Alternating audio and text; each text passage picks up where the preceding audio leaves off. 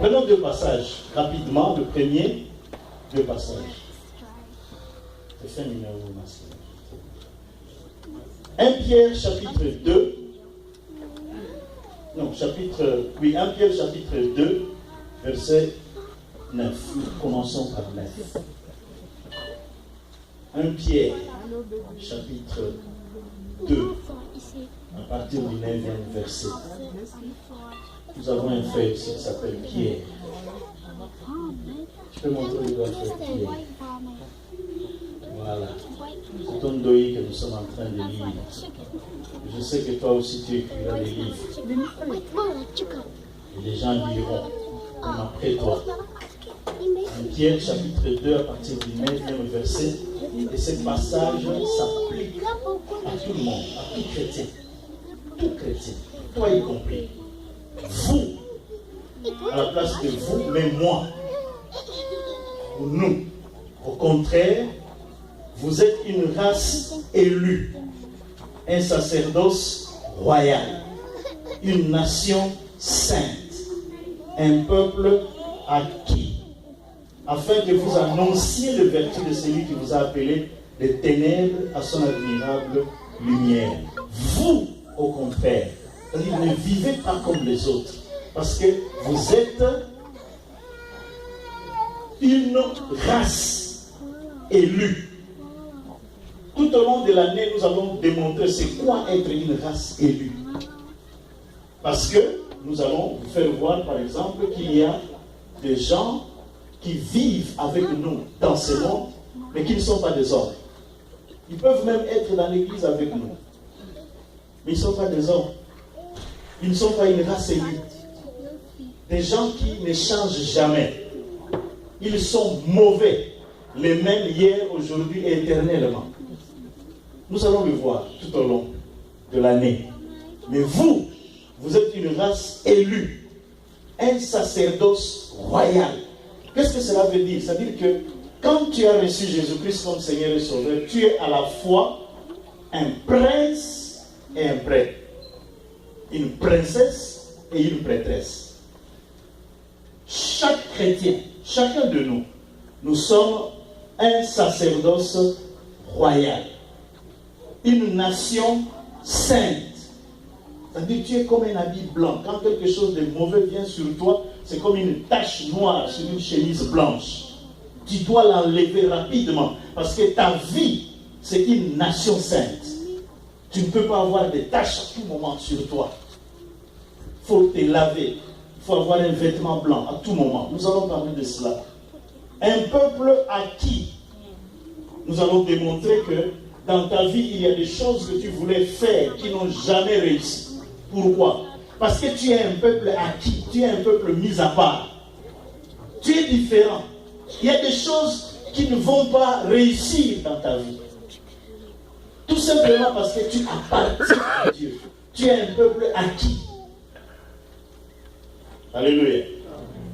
Et pourquoi cela? Afin que vous annonciez les vertus de celui qui vous a appelé. Annoncez Jésus-Christ. Même si tu ne le dis pas de ta bouche, mais que ta vie parle. Nous parlerons de tout cela tout au long de l'année. Et comment il faut le faire? À partir du 10e verset, on dit, vous qui autrefois n'étiez pas un peuple, qui maintenant êtes le peuple de Dieu. Vous n'aviez pas obtenu miséricorde, mais maintenant vous avez obtenu miséricorde. Alors, bien-aimés, je vous exhorte, puisque vous êtes des princes. Un prince ne vit pas comme n'importe qui. Vous êtes des prêtres, des prêtresses. Un prêtre, une prêtresse ne vit pas comme n'importe qui. Voilà pourquoi à partir du 11e verset, on nous dit, je vous exhorte comme étrangers et voyageurs sur la terre, à vous abstenir des convoitises charnelles qui font la guerre à l'âme. Abstenez-vous des convoitises du corps, des convoitises charnelles.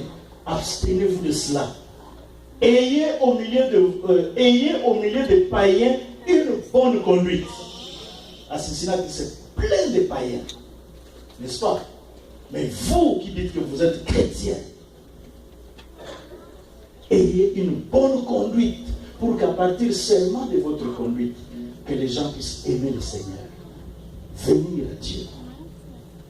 Et au milieu de païens, une bonne conduite, afin que là même où ils vous calomnient, comme si vous étiez des malfaiteurs, ils remarquent vos bonnes œuvres et glorifient Dieu au jour où il les visitera. Verset 13, soyez soumis. Il y a un frère qui est parmi nous ici.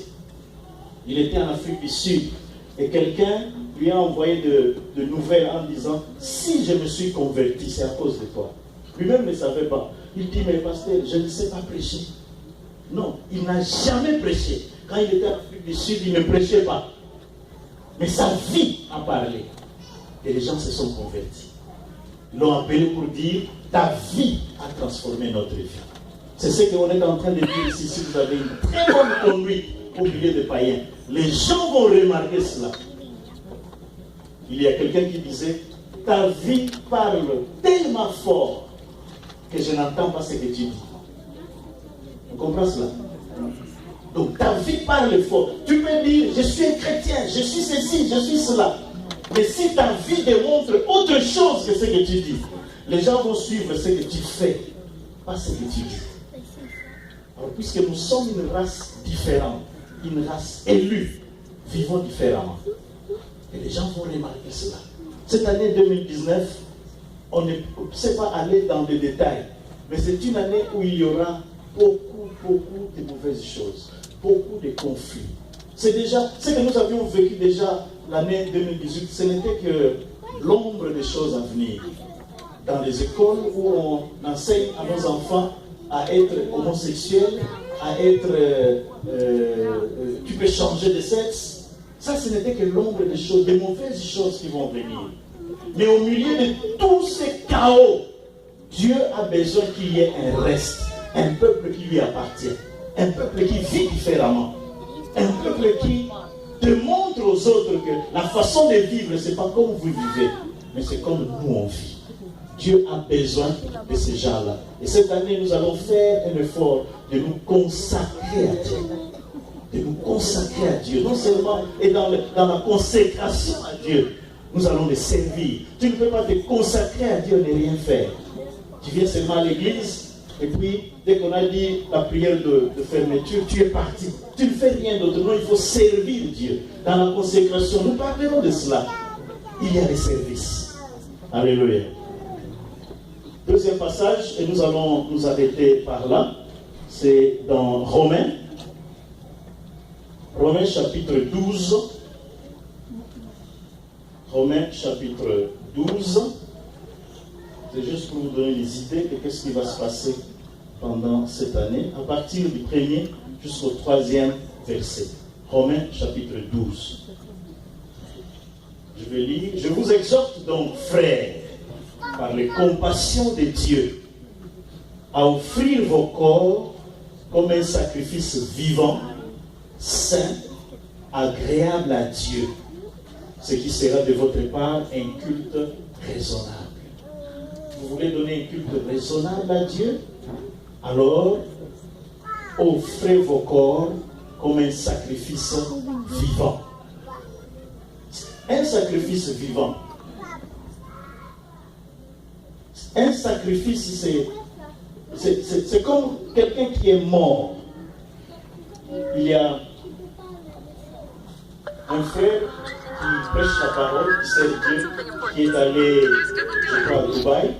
Et là, il y a une fille blanche qui est arrivée dans son hôtel, lui a dit, je voudrais être ta femme. Et il a dit à cette fille-là, tel que tu me vois là, je suis déjà mort. Comment est-ce que je peux avoir une femme, moi qui suis déjà mort? Nous sommes morts en Christ. Morts. Nous ne nous appartenons plus. Alors, le passage dit, offrez vos corps comme un sacrifice vivant, saint, agréable à Dieu, ce qui sera de votre part un culte raisonnable. C'est le vrai culte qu'on offre à Dieu. C'est d'avoir une vie sainte. Ne vous conformez pas au siècle présent. Ne dites pas, tout le monde le fait. Si un chrétien ose dire cela, c'est que déjà il est en dehors. Tout le monde le fait. Non, toi tu ne peux pas vivre comme tout le monde. Parce que être chrétien, c'est quoi? L'Église, c'est l'ensemble de personnes mises à part. Un chrétien, c'est quelqu'un qui est mis à part pour Dieu. Être mis à part pour Dieu, c'est ce que nous appelons la consécration. Tu es mis à part pour Dieu. Il y a une femme qui était venue demander à un serviteur de Dieu, c'est quoi se consacrer? Alors le serviteur de Dieu a pris un papier et il lui a donné. Il dit, être consacré, c'est écrire son nom sur ce papier et le donner à Jésus, en lui disant, désormais, tout ce que tu vas écrire que je ferai, c'est seulement ça que je veux faire. Le reste, je ne ferai plus. C'est ça être consacré, s'abandonner entre les mains de Dieu. Pourquoi nous le faisons? Pour deux buts. Premièrement, pour les siècles à venir. C'est-à-dire notre vie avec Dieu dans le ciel. Mais aussi, c'est pour que ici sur terre, nous puissions mener une vie surnaturelle. Ça signifie quoi une vie surnaturelle? Nous en parlerons. Mais en bref, ça signifie ne pas vivre selon l'économie de ce monde, mais vivre selon l'économie de Dieu. Ne pas vivre selon ce que mon manager a dit. Ne pas vivre selon les chèques que j'attends, mais vivre selon ce que Dieu a dit. Je vais vous donner un exemple. Une fois, j'ai déjà donné cet exemple ici. Je partais à Kinshasa et je n'avais pas d'argent. J'ai dit à ma femme, je suis en train de partir, je ne sais pas ce qui va arriver parce qu'à qui, on sait que j'ai fait à peu près 20 ans ici. Je vais rentrer et je n'ai rien. Qu'est-ce que les gens vont dire? Nous avons prié ensemble, j'ai pris l'avion sans rien. J'arrive à l'aéroport à Paris pour prendre le correspondant pour Kinshasa. Et puis je vois un frère, pasteur, mais comment? Et puis on a commencé à causer. Et quand on causait, puisqu'il m'a appelé pasteur, il y a un passant. Un passant, il entend pasteur, et puis il vient. Il me demande, tu es pasteur? J'allais hésiter. Puis j'ai dit oui, je suis pasteur. Après il dit, attends, ne parle pas encore. Il met son sac par terre, il prend le petit sac, il l'ouvre et il met dans l'enveloppe. Alléluia. Je prends l'enveloppe, je dis, c'est français qui donne les enveloppes comme ça, je ne sais pas qu'est-ce qu'il y a là-dedans. Je mets aussi dans mon sac. Et puis je fais toutes les formalités. C'est au moment où j'entre dans l'avion, je me dis, ouvrons quand même cette enveloppe. Et quand j'ouvre, il y avait là-dedans $5,000. Je ne connais pas ces gens. Voilà la vie surnaturelle que tu peux vivre.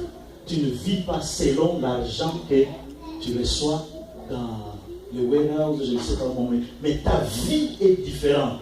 Dieu s'occupe de toi. Dieu prend soin de toi. Dieu devient ta source. Ta source n'est pas ton chèque. Ta source n'est pas ton travail. Mais ta source, c'est Dieu. Pourquoi ça t'arrive? C'est parce que tu as consacré ta vie à Dieu. Et Dieu prend soin de toi. Inclinons-nous dans la prière.